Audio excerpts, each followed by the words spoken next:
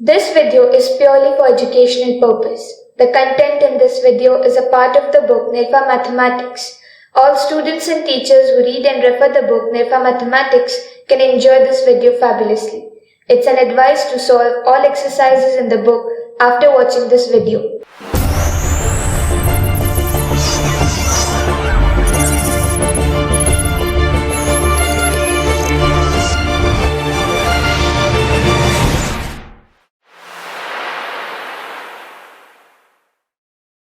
Hello and welcome.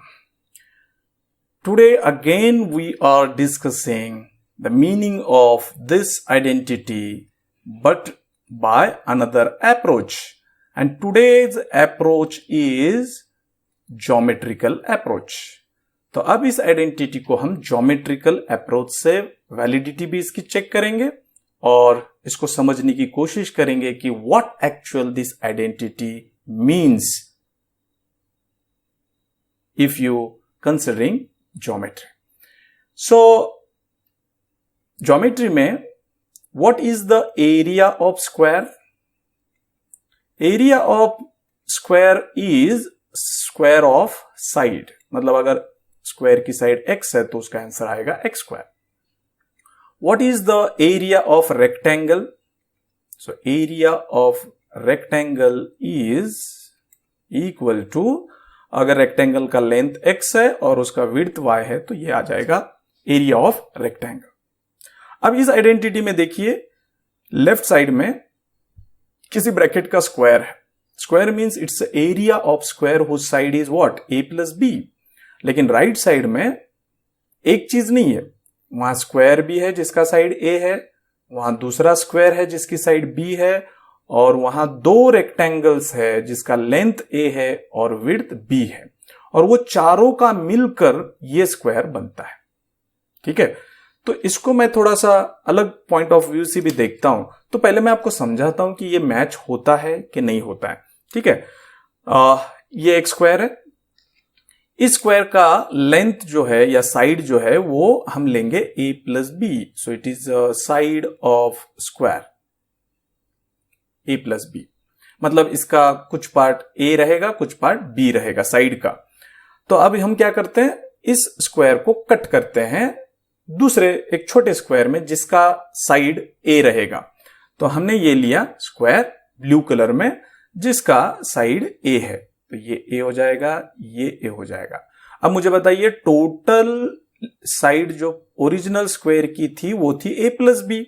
अब ये a हो गया तो ये कितना बचेगा, b बचेगा. राइट, ये a हो गया तो ये कितना बचेगा, b बचेगा. ठीक है, तो अब हम क्या करते हैं, ये b को इधर भी b लेते हैं लाइक दिस, और यहां एक स्क्वायर बनाते हैं जिसकी साइड b रहेगी. तो ये रेड कलर में आपको मिल गया दूसरा स्क्वायर जिसकी साइड कितनी रहेगी, b. तो अभी हमारे पास कितने स्क्वायर हो गए, दो. एक का साइड a है, एक का साइड b है. अब ये ग्रीन में जो दो दिख रहे हैं इसका कलर भी चेंज कर देते हैं, तो इसको हम येलो कलर से डिनोट करेंगे. ये दोनों है रेक्टेंगल्स. राइट, अब ये रेक्टेंगल में ये विड्थ उसकी b है, ये तो a था तो ये भी a होना चाहिए ताकि ओरिजिनल स्क्वायर का side a plus be maintain हो, और ये b है तो ये भी a होना चाहिए. ठीक है, अब मुझे बताइए ब्लू कलर में जो स्क्वायर दिख रहा है उसका एरिया कितना होगा, दैट इज a स्क्वायर. ये रेड कलर में जो स्क्वायर दिख रहा है उसका एरिया कितना होगा, b स्क्वायर. ये जो रेक्टेंगल है, रेक्टेंगल का एरिया कितना होगा, a इंटू बी, और ये रेक्टेंगल का एरिया रहेगा a इंटू बी. मतलब आपने ओरिजिनल स्क्वायर जो ग्रीन कलर में था उसको आपने ऐसे चार छोटे ऑब्जेक्ट्स में कट कर दिया.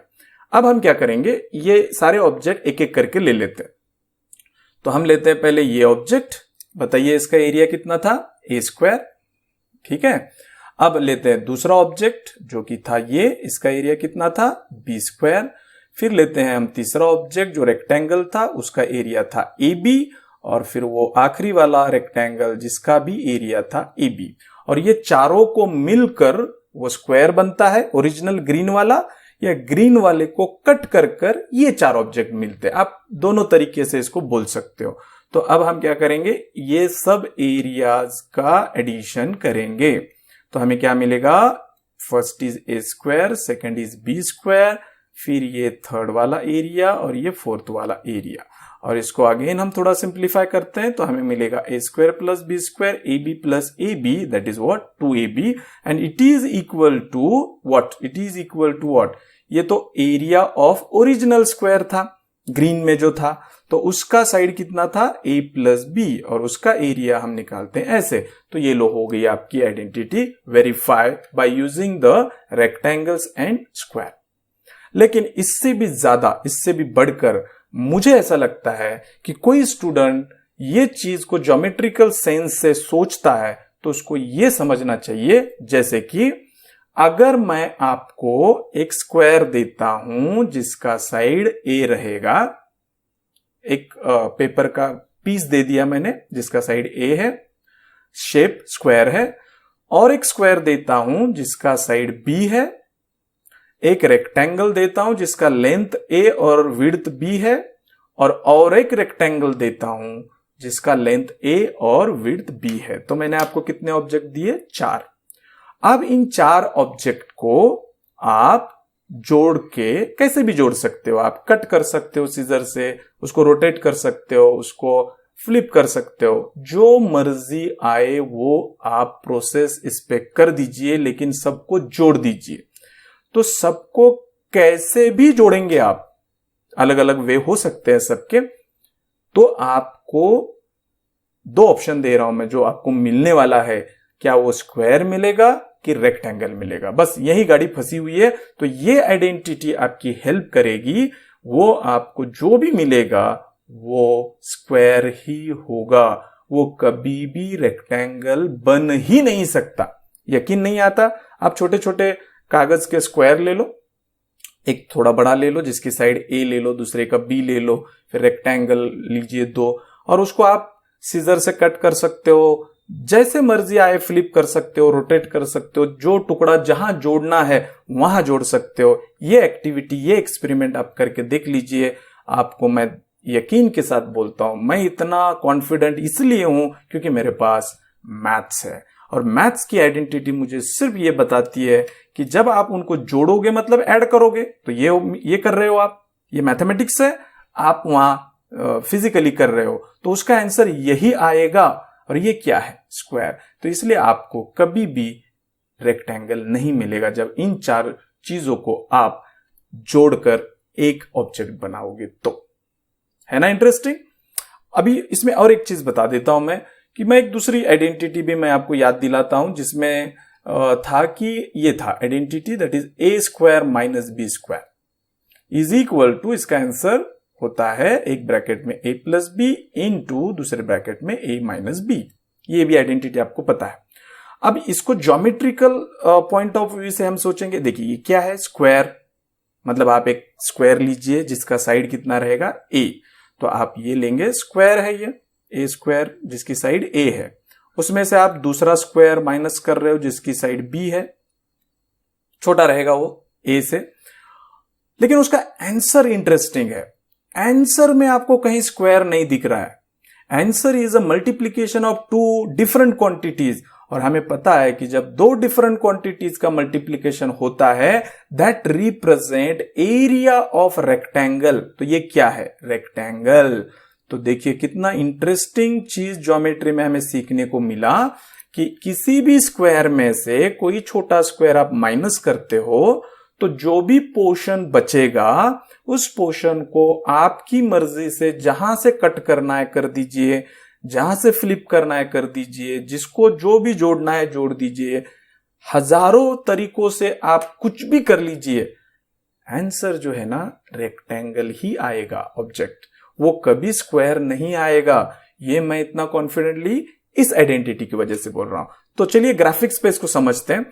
तो ये देखिए आपका ये ओरिजिनल स्क्वायर हमने लिया जिसका साइड ए है, ये साइड ए है, ठीक है, ओके। तो इसका एरिया कितना हो गया बताइए? ए स्क्वायर, ठीक है।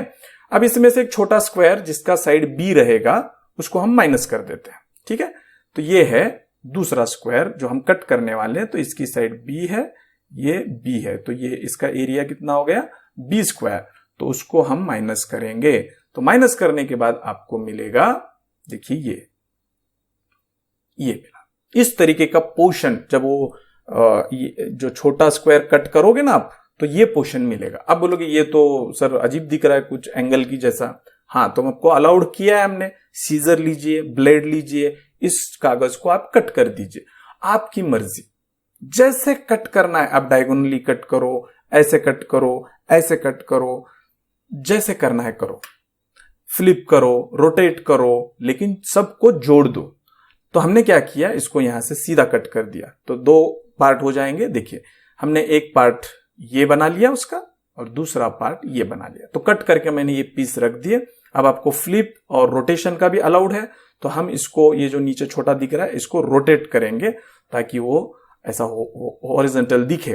तो ये हो गया, और ये था आपका मतलब आपका जो पोर्शन था उसको मैंने कट करके इस तरीके से दो पीस बना दिए। अब इस दो पीस को अगेन मैं जोड़ूंगा, तो जोड़ने के बाद आपको क्या मिला, रेक्टेंगल। ये स्क्वायर बन ही नहीं सकता। क्यों? क्योंकि ये आइडेंटिटी मुझे बताती है कि स्क्वायर में से स्क्वायर माइनस करोगे तो आंसर आता है ये, और ये स्क्वायर नहीं होता है क्योंकि दोनों क्वांटिटी अलग अलग है, तो ये रेक्टेंगल ही रहेगा। इसकी श्योरिटी ये आइडेंटिटी देती है। तो ज्योमेट्री में इसके एप्लीकेशन मैं इस नजरिए से देखता हूं। आप अगर रेक्टेंगल और स्क्वायर नहीं लेना चाहते हो तो आप रोम्बस और पैरेललोग्राम भी ले सकते हो, लेकिन आपको रोम्बस अगर लेना है तो मान लीजिए आप अगर रोम्बस ले रहे हो विथ साइड ए आप ले रहे हो, तो ये जो एंगल होता है उस रोम्बस का, वो आपको थीटा लेना होगा। ये दूसरा रोम्बस है, मान लीजिए ये रोम्बस, इसका भी एंगल थीटा लेना होगा। तो इसका एरिया, अब ये ए है, ये ए है, ये ए, ये बी और ये चारों साइड्स बी है, लेकिन ये स्क्वायर नहीं है, ये रोम्बस है। तो इसका एरिया आता है ए इंटू ए, दो साइड का multiplication, into sine of angle between them, ये इसका एरिया हो गया। B into B into sine of angle between them, और इसमें से आप जब इसको माइनस करोगे तो आपको रोम्बस नहीं मिलेगा, आपको पैरेललोग्राम ही मिलेगा। अब वो मैं बता देता हूं आपको पैरेललोग्राम क्या मिलेगा। तो एक पैरेललोग्राम की साइड रहेगी a प्लस बी, और उसकी दूसरी एडजेसेंट साइड रहेगी a माइनस बी, और उसका एंगल भी उतना ही रहेगा जितना ये दोनों का एंगल था। तो ये आपको मिलेगा पैरेललोग्राम। तो हम चेक करते हैं, तो इसको इक्वल चेक करने के लिए पहले इसका एरिया निकालते हैं, that is a plus B a minus B multiplication of two adjacent sides and sine of angle between them. तो देखिए ये साइन आप कॉमन लीजिए और वो इस साइन के साथ कैंसिल करेंगे, तो आपको आइडेंटिटी मिल जाएगी इक्वल। तो ये इस प्रकार से भी आप ज्योमेट्रिकल के वे से सोच सकते हो। तो आज का कंक्लूजन इतना ही है कि ज्योमेट्रिकली आइडेंटिटी रिप्रेजेंट ये करती है। ये जो मैंने बताया ग्राफिक्स, ये तो कोई भी कर सकता है। मीनिंग इज व्हाट, कि आपके पास अगर एक स्क्वायर रहेगा, उसका जो स्क्वायर रहेगा उसको आप दो स्क्वायर और दो रेक्टेंगल में कट कर सकते हो, या आपको हमने एक स्क्वायर दिया, दूसरा छोटा स्क्वायर दिया, दो रेक्टेंगल दिए, तो उसको जोड़कर जो मिलेगा वो कभी भी रेक्टेंगल नहीं बनेगा, वो स्क्वायर ही बनेगा। तो ये सारी चीजें मैंने आपको बता दी। एंजॉय कीजिए मैथमेटिक्स। तब तक के लिए गुड बाय।